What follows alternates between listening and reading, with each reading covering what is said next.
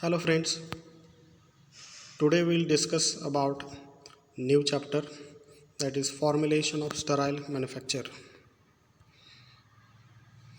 In last video we have completed the hospital manufacturing, the general part. Today we'll discuss the sterile manufacture. See the introduction. Sterile products are those dosage forms which are free from microorganisms. Sterile products अशा पद्धतीचे products आहेत किंवा dosage form आहेत ते completely microorganism free असतात. So this include parenteral preparation, second ophthalmic preparations, then irrigating fluids. Okay, पहिला आहे parenteral preparation, त्यानंतर दुसरा आहे ऑप्थॅल्मिक प्रिपरेशन. ऑप्थॅल्मिक प्रिपरेशन म्हणजे preparations for eyes. Parenteral preparations म्हणजे स्मॉल वॉल्यूम पॅरेंटल और लार्ज वॉल्यूम पॅरेंटल्स, जे उदाहरणार्थ त्याच्यामध्ये इंजेक्शन्स येतात किंवा सलाईन येतात. त्यानंतर इरिगेटिंग फ्लुइड्स म्हणजे काय, fluids which are use for irrigation. So the parental products are directly injected in the body. So there are two types of parentals, LVP and SVP. Parental products अशा पद्धतीचे products आहेत, हे directly बॉडीमध्ये काय केले जातात, इंजेक्ट केले जातात. तर पॅरेंटलचे दोन टाईप्स आहेत. एक आहे LVP म्हणजे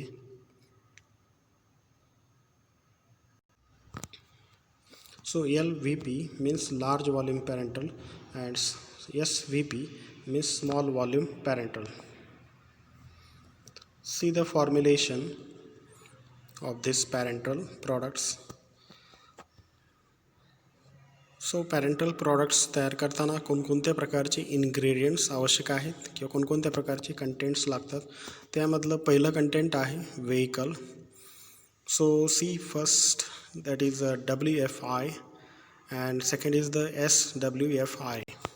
सो WFI म्हणजे काय, वॉटर फॉर इंजेक्शन, हे शॉर्ट फॉर्म आहे WFI, water for इंजेक्शनसाठी.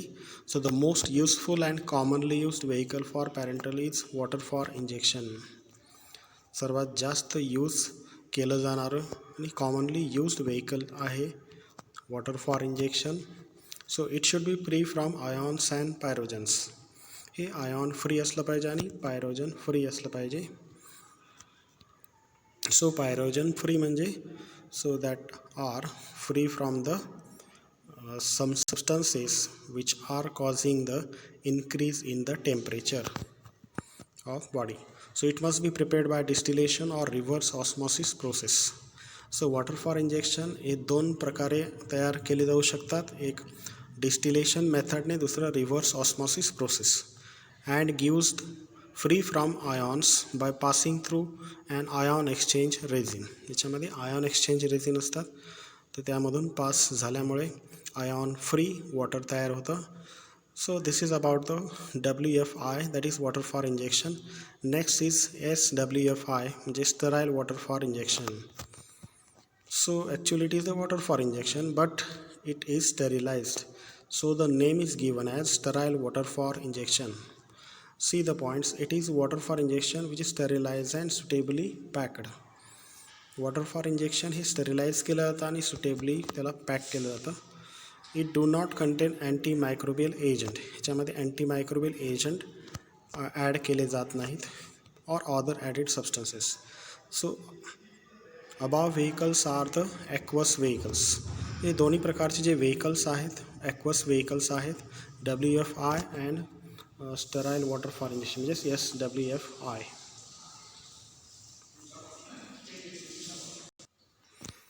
Okay, see the remaining part of vehicles. So the other non-aqueous vehicles which are used only for intramuscular injection are vegetable oils. So दोन प्रकारचे vehicles आहेत, aqueous vehicles आहे आणि दुसरं non aqueous vehicle. ते non aqueous vehicles जे आहेत so that are use only for intramuscular injection, that is IM injection. तर त्यामध्ये व्हेजिटेबल ऑइल्स वापरले जातात. उदाहरणार्थ आहे कॉटन सीड ऑइल, दुसरं आहे पीनट ऑइल, तिसरं ऑलिव्ह ऑइल, असे वेगवेगळ्या प्रकारचे व्हेजिटेबल ऑइल्स त्याच्यामध्ये इंट्रामस्क्युलर इंजेक्शन तयार करताना ॲज अ व्हेकल त्यामध्ये वापरलं जातं. Okay, so that are the non aqueous vehicles. तर या व्यतिरिक्त काही व्हेकल्स आहेत, other vehicles that are glycerine, त्यानंतर इथाइल अल्कोहोल, त्यानंतर प्रोपिलिन ग्लायकॉल ETC. नेक्स्ट, तर आत्तापर्यंत आपण पाहिलं याच्यामध्ये व्हेकल्स. त्यानंतर आपल्याला पाहायचं आहे ॲडिटिव्स. सेकंड याच्यामध्ये इन्ग्रेडियंट आपण ॲड करणार आहे पॅरेंटलमध्ये. पहिलं व्हेकल्स महत्त्वाचं आहे, दुसरं आहे additives. Okay, see the additives. The additives used in parenterals should be of highest purity so as to maintain the quality of the injection. इंजेक्शनची क्वालिटी मेंटेन करण्यासाठी म्हणजे त्यामध्ये त्याची जी प्युरिटी आहे हायेस्ट असली पाहिजे. तर त्यामध्ये आपण काय करणार आहे, काही ॲडिटिव्स ॲड करणार आहे. So following additives are used in parentals. First one is the isotonic substances. So actually these substances are used to adjust the tonicity of the preparation or parental. So some injections need to be isotonic with blood or other body fluids. So काही injections जे आहेत त्यांना isotonic करण्याची गरज असते with the blood or plasma or other body fluids. So the tonicity of the solution is adjusted by using the substances like sodium chloride or borax or other substances. एखाद्या सोल्युशनची tonicity आपल्याला जर adjust करायची असेल particularly in parenteral, so we have to add sodium chloride or borax or other substances. Sodium chloride add करून किंवा borax किंवा आणखी काही सबस्टन्स त्यामध्ये ॲड करून आपण काय करू शकतो, आयसोटोनिसिटी मेंटेन करू शकतो किंवा आयसोटोनिक सोल्युशन बनवू शकतो. So which are compatible with other ingredients of the preparation. तर प्रिपरेशनमध्ये ॲड झालेले जे काय इन्ग्रेडियंट्स आहेत त्याबरोबर ते कॉम्पॅटेबल असलं पाहिजे. So there are next point, there are various methods use to find the amount of adjusting substance needed to make isotonic solution. So isotonic solution बनवताना त्याच्यामध्ये जे सबस्टन्स आपण ॲड करणार आहे ते किती प्रमाणात आपल्याला ॲड करायचं आहे, व्हॉट इज द अमाऊंट और व्हॉट इज द क्वांटिटी. तर त्यासाठी काही फॉर्म्युलाज आहेत, काही मेथड्स आहेत. एक आहे फ्रीजिंग पॉईंट डिप्रेशन, दुसरा आहे sodium chloride equivalent. Next, okay, तर ॲडिटिव्समध्ये आपण डिस्कस करत आहे. पहिला सबस्टन्स आपण याच्यामध्ये ॲड करत आहे ॲडिटिव्ह आयसोटोनिक सबस्टन्स. दुसरा आहे antioxidant, B is the antioxidant. So in parental products some substances are added to prevent the oxidative decomposition. तर पॅरेंटल प्रॉडक्टमध्ये जे काय सबस्टन्स आहेत किंवा ड्रग आहे त्याचं डिग्रेडेशन होऊ नये, डिकम्पोजिशन होऊ नये म्हणून आपण त्याच्यामध्ये अँटीऑक्सिडंट्स ॲड करतो आहे. आता हे डिकम्पोजिशन हे कशामुळे होत आहे, ऑक्सिडेशनमुळे. So the following substances are used as antioxidants for aqueous injections. तर खालील प्रमाणे जे काही सबस्टन्सेस आहेत ते याच्यामध्ये ॲड केले जातात ॲज अ अँटीऑक्सिडंट. पहिला आहे सोडियम बायसल्फाइट, दुसरं sodium formaldehyde, sodium thiosulphate, then urea, acetone, sodium metabisulfite, sodium thiosulfate is there, then ascorbic acid is there. Okay, for oily injections alpha tocopherol is there, then BHA is there, then BHT is there, propyl gallate is there. So all these are the antioxidants added in the parenteral or parenteral preparations.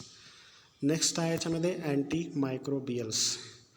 So अँटीमायक्रोबियल्स काय करणार आहे, micro ऑर्गॅनिझमच्या against action देणार आहे. So during the withdrawals of the dose especially in multidose container there are the chances of contamination. Dose घेताना त्याच्यामध्ये मल्टीडोस कंटेनरमध्ये काय होऊ शकतं, कॉन्टामिनेशनचे चान्सेस होऊ शकतात. So antimicrobials are added to prevent the microbial growth. म्हणून अँटीमायक्रोबियल एजंट्स त्याच्यामध्ये ॲड केले जातात मायक्रोबियल ग्रोथ प्रिव्हेंट करण्यासाठी. So they should be non toxic and must be compatible with medicament. तर हे अँटीमायक्रोबियल नॉन टॉक्सिक असले पाहिजे आणि त्याचबरोबर कॉम्पॅटिबल असले पाहिजे इतर मेडिकामेंटबरोबर. Hence, to maintain the sterility of the product, the following are the examples of antimicrobials.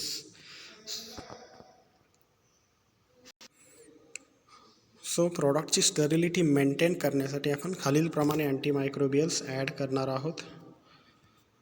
So त्याच्यामध्ये सिरियल आहे क्रेसॉल 0.5%, क्लोरोक्रिसॉल 0.2%, बेन्झाल्कोनियम क्लोराईड 0.001%, त्यानंतर क्लोरोब्युटेनॉल 0.5%, फिनाइल मर्क्युरिक नायट्रेट 0.002%, त्यानंतर आहे benzyl alcohol 1%. So these are the examples of antimicrobial or antimicrobial agents. Next आहे stabilisers. हे stabiliser काय करणार आहे, पॅरेंटल प्रिपरेशनला स्टॅबिलाइज करण्याचं काम करणार आहे. So the stability of the preparation is most important factor concern with quality of the product. Okay, quality parental होण्यासाठी, तयार होण्यासाठी यामध्ये आपल्याला काही स्टॅबिलायझर्स ॲड करावे लागतात. So parenterals are more liable to oxidation hydrolysis like decomposition process. ते parenteral जे आहे ते त्याच्यामध्ये ऑक्सिडेशन किंवा हायड्रोलिसिस अशा पद्धतीचे डिकम्पोजिशन प्रोसेस होऊ शकतात. So it can be prevented by adding antioxidants or packing the product in inert atmosphere of nitrogen or carbon dioxide gas. तर अशा पद्धतीचं जे काय डिकम्पोजिशन प्रोसेस आहे ते आपण प्रिव्हेंट करू शकतो बाय ॲडिंग अँटीऑक्सिडंट ॲड करून और packing the product in an inert atmosphere. त्याच्यामध्ये इनर्ट ॲटमॉस्फियर तयार करून कंटेनरमध्ये, उदाहरणार्थ नायट्रोजन आहे, दुसरा आहे carbon dioxide gas. Then desired pH is adjusted so hydrolysis will not occur. जर pH याच्यामध्ये ह्या पॅरेंटलचा जर आपण मेंटेन केला तर हायड्रोलिसिस होणार नाही. So that will not occur and hydrolysis can be avoided by replacing water as vehicle by non aqueous solvent. तर हायड्रोलिसिस हे कशामुळे होत आहे, कारण यामध्ये वॉटर ॲज अ व्हेकल यामध्ये आपण यूज करत आहोत. तर वॉटरच्या ऐवजी आपण जर नॉन ॲक्वस सॉलंट जर यूज केलं तर हायड्रोलिसिस आपण यामध्ये अवॉइड करू शकतो. Next point, the use of EDTA in the preparation complexes the metal ions and thus reduces the risk of degradation. आणखीन एक प्रकारे आपण डिग्रेडेशनचे जे काही चान्सेस आहेत ते कमी करू शकतो किंवा रेड्यूस करू शकतो by the use of EDTA, that is ethylene diamine tetra acetic acid. So in the preparation, so हे EDTA काय करणार आहे, कॉम्प्लेक्स फॉर्म करणार आहे मेटल आयन्स बरोबर आणि जे काय डिग्रेडेशनची जे रिस्क आहे ते काय करणार, रेड्यूस करणार आहे. Next, buffers. So the use of buffering agents or buffers to maintain the pH of parental products during its storage is important. Storage दरम्यान पॅरेंटल प्रिपरेशनचा जो pH आहे तो मेंटेन करण्यासाठी यामध्ये आपल्याला काही सबस्टन्स ॲड करावे लागतात. तर ते सबस्टन्स जे असतात त्याला म्हणतात बफर्स किंवा buffering agents. So it is important for preventing the degradation. तर हे याच्यामध्ये ॲड का करायचे आहेत, कारण so that will prevent the degradation किंवा decomposition. So this can be done by ionisation or interaction of product with materials of the container. हे कशा पद्धतीने पॉसिबल होणार आहे, आयोनायझेशनने or by interaction of product with materials of the container. So the generally use buffering systems R सिट्रेट्स, phosphates, ॲसिटेट्स of. तर हे कशाचे आहेत, सोडियमचे आहे, त्यानंतर पोटॅशियम, हे वेगवेगळे मेटल्स आहेत, त्यानंतर कॅल्शियम आहे, मॅग्नेशियम आहे, ETC. त्या सर्वांचे बफर्स आपण काय करणार याच्यामध्ये ॲड करणार आहे in the form of citrate, in the form of phosphate or in the form of acetates. Okay, and next point is, that is the last point is there, suspending agent, emulsifying agent and wetting agents. To maintain the particle size of the suspension and prevent the flocculation, caking, wetting agents are used are 280 sorbiton triolate. Okay, सस्पेन्शनमध्ये particle size जसून तशी ठेवण्यासाठी, maintain करण्यासाठी, त्याचबरोबर फ्लॉक्युलेशन होऊ नये त्याकरिता आणि त्याचबरोबर केकिंग होऊ नये तर त्याकरिता वेटिंग एजंट्स यामध्ये ॲड केले जातात. तर उदाहरणार्थ आहे 280 आणि सॉर्बिटॉन ट्रायोलेट. The suspending, next point, suspending agents used are sodium CMC, then methyl cellulose, acacia, gelatin, polyvinyl pyrrolidone, PVP, etc. तर यामध्ये सस्पेंडिंग एजंट्स कोणकोणते ॲड केले जातात. उदाहरण आहे sodium CMC, that is carboxymethyl cellulose CMC, then methyl cellulose, acacia, gelatin, polyvinyl pyrrolidone, that is PVP, etc. Then emulsifying agent used in parentheses lecithin. Okay, असे अलग अलग याच्यामध्ये एजंट्स आपण ॲड करतो आहोत. Suspending agent, emulsifying agent and wetting agents. Okay, so all these are about the formulation and specifically हे काय आहेत, suspending agent, emulsifying and wetting agents. Okay, thank you.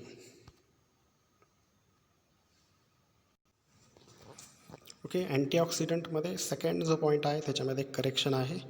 Sodium फॉर्माल्डिहाईड नाही, त्याच्यामध्ये सोडियम फॉर्माल्डिहाईड सल्फो ऑक्सिलेट आहे त्या ठिकाणी. Okay, so there is the correction. Second point sodium formaldehyde sulfoxylate. Okay.